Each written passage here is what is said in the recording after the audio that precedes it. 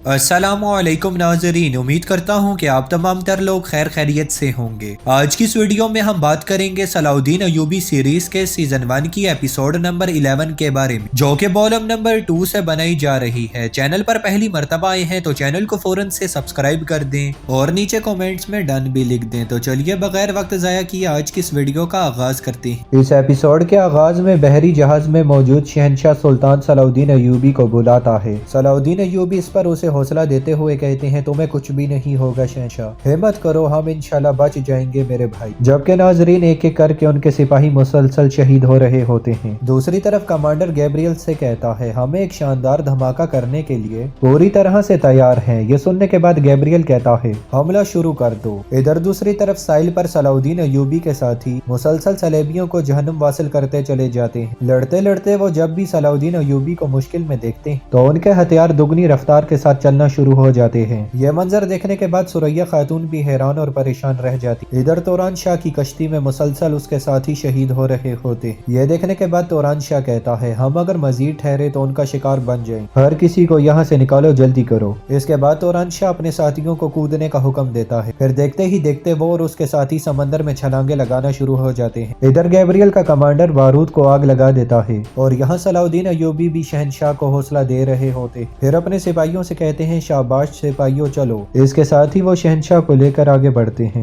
इधर जंगी महल में नसरुद्दीन सुल्तान से कहता है, सलाउद्दीन ने दीवान के फैसले को नजरअंदाज और अस्कलान चला गया, ये कैसे हो सकता है भाई? जवाबन सुल्तान कहते हैं, जाहिर सी बात है कि उसकी अकल पर पर्दा पड़ गया होगा। यह सुनने के बाद नसरुद्दीन चिल्ला कर कहता है, हम इसकी वजह से मुसीबत में पड़ जाएंगे सुल्तान, इसका हिसाब कौन देगा आप मुझे बताएं। ये सुनने के बाद सुल्तान कहते हैं, अगर इसका हिसाब कोई देगा तो वो मैं खुद हूँगा, और अगर हिसाब किताब लेना होगा तो वो भी मैं खुद ही लूंगा। सलाहुद्दीन को उसकी हद पार करने की जरूर सजा मिलेगी। फिर नसरुद्दीन कहता है, सलाहुद्दीन की इस जुर्रत के पीछे आपका हाथ है सुल्तान, उसे इस आग तक आपने ही पहुंचाया है। उसने ये सब इसलिए किया क्योंकि वो ये बात जानता था कि उसकी पीठ पीछे आप खड़े। ये सुनने के बाद सुल्तान गुस्से से अपने तख्त से खड़े हो जाते हैं और नसरुद्दीन की जानिब बढ़ते हुए कहते हैं, अपनी हद में रहो नसरुद्दीन, अपनी हद में रहो, मैं तुम्हारा बड़ा भाई भी हूँ और इसके साथ साथ सुल्तान भी हूँ, तो मुझसे इस लहजे में कैसे बात कर सकते हो? नसरुद्दीन ये सुनने के बाद जवाबन कहता है, आपने अपने बाबा की मिरास को रियासत बनाया है, मैं भी इस रियासत का मालिक हूँ, अगर कुछ भी गलत हो रहा है तो सवाल करना मेरा भी हक बनता है। सुल्तान ये सुनने के बाद जवाबन कहते हैं, अगर तुम्हें लगता है कि हम एक ही बाबा की औलाद है तो याद रखो कि तुमने अपने भाई के साथ क्या किया था और हमारी सरजमीनों के साथ क्या क्या किया। तुमने हमारे लिए मुसीबतें खड़ी, लेकिन फिर भी हम तुम्हें उठाकर महल में ले आए। कितनी जल्दी तुम ये बातें भूल गए हो? फिर सुल्तान अपने तख्त पर बैठकर कहते हैं, मुझ पर या मेरे बेटे पर दोबारा कभी भी ऐसा इल्जाम लगाने की कोशिश ना करना। ये कहने के बाद सुल्तान उसे दीवान से चले जाने का इशारा करते हैं और नसरुद्दीन शदीद गुस्से में वहां से चला जाता है। इधर बारूद के बड़े बड़े गोले सुल्तान सलाउद्दीन की जानिब छोड़ दिए जाते हैं। उन्हें अपने पास आता हुआ देखने के बाद सलाउद्दीन अयूबी परेशान हो जाते हैं और फिर कहते हैं, ऐसा नहीं हो सकता, ऐसा बिल्कुल भी नहीं हो सकता, जबकि सलेबी सिपाही उन पर गोलाबारी शुरू करते ही रहते हैं। यह मंजर देखने के बाद साहिल पर खड़ी सुरैया खातून और सलाउद्दीन अयूबी के साथियों की आंखें खुली की खुली रह जाती हैं। इधर गोलाबारी के बाद कमांडर गैब्रियल से कहता है, वो अब उसकी लाश भी नहीं ढूंढ सकेंगे जनाब, अब तक तो वो मछलियों की खुराक बन चुका होगा।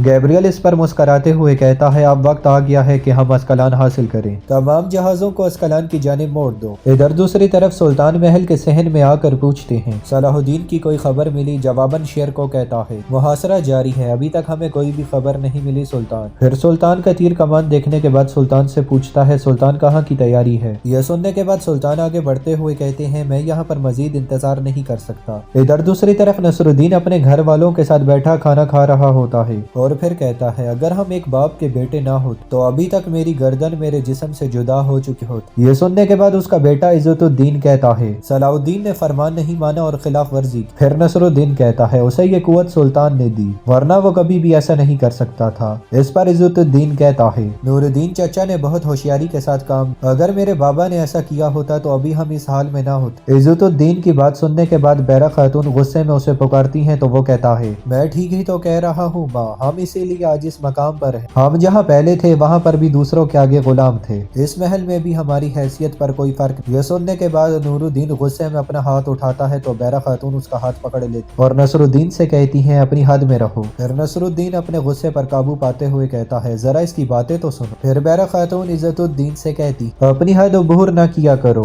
तुम تم تخت کے لیے ہمارا سب سے قیمتی خزانہ ہو بیٹا، ہم اگر تمہیں محل میں رکھ رہے ہیں تو یہ تمہاری جان کو کسی بھی مشکل سے بچانے کے لیے رکھ رہے، تم اپنی قیمت جانو، تمہارے بابا اپنے خاندان کے لیے پوری کوشش کر رہے ہیں۔ سلطان نور الدین اور اس کے بیٹے صلاح الدین نے ریاست کو اپنے قابو میں رکھا ہوا ہے، انہوں نے جو مصیبتیں پیدا کی وہ ہمیں بھی متاثر کریں، بظاہر یہ دور حکومت سلطان نور الدین کے لیے نقصان دہ ثابت ہوگا۔ نصر الدین آپ تیار رہیں، اس ریاست کے اگلے مالک آپ ہی۔ ادھر صلاح الدین ایوبی کے ساتھ ہی پانی میں تیرتے تیرتے ساحل کے دوسرے اطراف پہنچتے ہیں اور کشتی سے اترتے ساتھ ہی تیزی سے آگے بڑھتے ہیں۔ پھر سپاہی رک کر صلاح الدین ایوبی کو ہوش میں لانے کی کوشش کر رہے ہوتے ہیں۔ پھر ایک سپاہی کہتا ہے ان کے اندر کافی زیادہ پانی چلا گیا ہے، ہمیں جلد سے جلد کچھ کرنے کی ضرورت ہے۔ پھر احمد پریشان ہوتے ہوئے کہتا ہے ہمیں جلدی کچھ کرنا ہوگا بھائیو، سلیبی ہم تک پہنچنے والے ہیں۔ ناظرین، کافی دیر کی کوشش کے بعد صلاح الدین ایوبی کے منہ سے پانی باہر نکل آتا ہے، یہ دیکھنے کے بعد ان کے ساتھی اللہ کا لاکھ لاکھ شکر ادا کرتے ہیں۔ دوسری طرف اسکلان شہر کے مقامی لوگ خوف کے مارے ادھر ادھر بھاگ رہے ہوتے اور لوگوں نے اپنے قیمتی ساز و سامان اٹھائے ہوئے ہوتے۔ لوگوں کو اس طرح سے شہر چھوڑ کر بھاگتا ہوا دیکھنے کے بعد ثریا خاتون پوچھتی رکو یہاں رکو، تم سب کہاں پر جا رہے ہو؟ اس پر ایک شخص جواباً کہتا ہے انہوں نے تمام اختیارات سنبھال لیے ہیں، قتل عام شروع ہو گیا ہے، سب بھاگ کر اپنی اپنی جانیں بچا رہے۔ یہ سننے کے بعد ثریا خاتون جیسے ہی پیچھے پلٹتی ہیں تو اسی دوران سامنے سے ان کے زخمی والد کو لایا جا رہا ہوتا ہے۔ اپنے والد کو دیکھنے کے بعد وہ بابا بابا پکارتی ہیں اور ان کی جانب بھاگ جاتی ہیں۔ امیر منصور بہت زخموں کی حالت میں مبتلا ہوتے ہیں۔ دوسری طرف ہم دیکھتے ہیں کہ صلاح الدین ایوبی ہوش میں آتے ساتھ ہی شہنشاہ کا نام پکارتے ہیں، پھر اپنے سپاہیوں سے پوچھتے ہیں شہنشاہ کہاں پر ہے؟ اس پر احمد جواباً کہتا ہے توران شاہ انہیں دوسرے کنارے لے گیا